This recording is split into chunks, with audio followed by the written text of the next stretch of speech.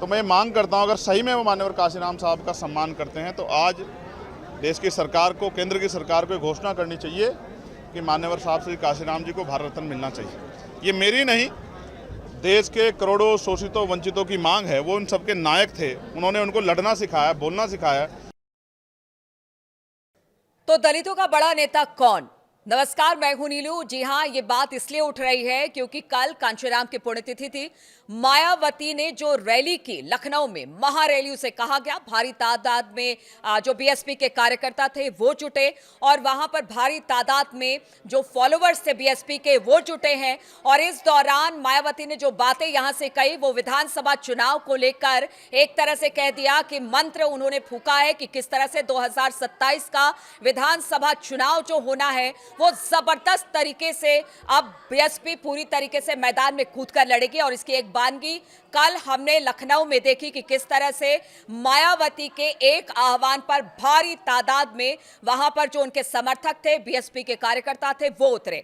दूसरी तरफ अगर बात की जाए कांशीराम की और चंद्रशेखर की, चंद्रशेखर भी दलितों की राजनीति करते हैं और इस दौरान हमने देखा कि कांशीराम की पुण्यतिथि पर उन्होंने भी कांशीराम को याद किया और यहां तक कि उन्होंने कांशीराम को भारत रत्न देने की गुहार तक लगा दी और एक रिक्वेस्ट की है भारत सरकार से कि कांशीराम की, अगर आप मानते हैं कि कांशीराम दलितों के बड़े नेता थे तो क्यों ना उनको भारत रत्न दिया जाए। अब देखिए, राजनीति खूब हो रही है दलितों की राजनीति में भी।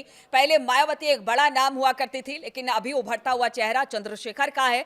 और जब मायावती थोड़ी सी डाउन हुई थी, कहा यह जा रहा था कि उनका जनाधार धीरे धीरे खिसक रहा है, दरक रहा है, उनके जो लोग हैं वो दूसरी पार्टियों की तरफ रुख कर रहे हैं। उस समय मायावती के विकल्प के तौर पर चंद्रशेखर को देखा जा रहा था।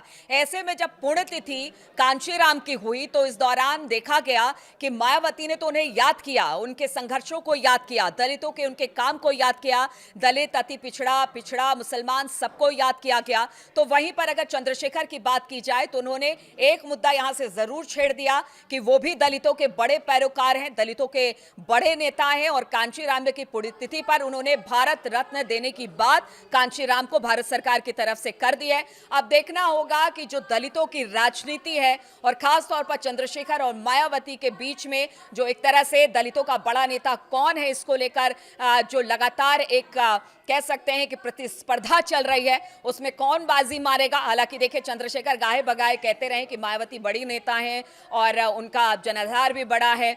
मायावती भी अपने सामने चंद्रशेखर को कहीं नहीं पाती हैं, बहुत बार मंच से उन्होंने इस बात का भी जिक्र किया है। लेकिन कांशीराम को भारत रत्न देने के पैरोकारी करते हुए चंद्रशेखर ने जो दांव खेला है वो एक बड़ा दांव कहा जा सकता है। देखिए, आज बहुजन नायक मेरे गुरु मान्यवर साहब श्री काशीराम जी का परिनिर्वाण दिवस है। 9 अक्टूबर 2006 को वो हम जैसे लाखों शोषितों को, करोड़ों शोषित समाज के गरीब परिवारों को छोड़कर चले गए। लेकिन उनके मन में जो सपने थे इस हक वंचित समाज को मुख्य धारा में लाने के, इनके तमाम तरह के इनके ऊपर जुल्म होते हैं उनको रोकने के, इनको इतना मजबूत करने के कि फिर इनकी तरफ कोई आंख उठा के ना देखे और इनको समता, समानता, बंधुत्व, भाईचारे के साथ स्वाभिमान सम्मान का जीवन मिले, वो सपना उसी दिन लगभग टूट गया था। 2014 से भीम आर्मी ने और 2020 से आज़ाद समाज पार्टी ने उस सपने को संजोने के लिए हमारी पार्टी कार्यकर्ताओं ने, हमारे संगठन के सम्मानित नेताओं ने बहुत मेहनत की है और उसके परिणाम भी अब दिखने लगे। आज़ाद समाज पार्टी चाहे बिजनौर नगीना हो या सिद्धार्थनगर डुमरियागंज हो, लोकसभा चुनाव में उन्होंने साबित किया कि वो महापुरुषों के इस सपने को पूरा करने का काम कर रहे हैं और पार्लियामेंट में भी हमने लगातार आवाज़ उठाने का काम किया। अब उनके रास्ते पर चल के जो उनके अधूरे सपने थे, पहले उत्तर प्रदेश में और फिर देश में हक वंचित समाज के लोगों को वही स्वाभिमान सम्मान का जीवन मिले जिसको वो इच्छा रखते थे, उसके लिए लगातार हम लोग संघर्ष कर रहे हैं।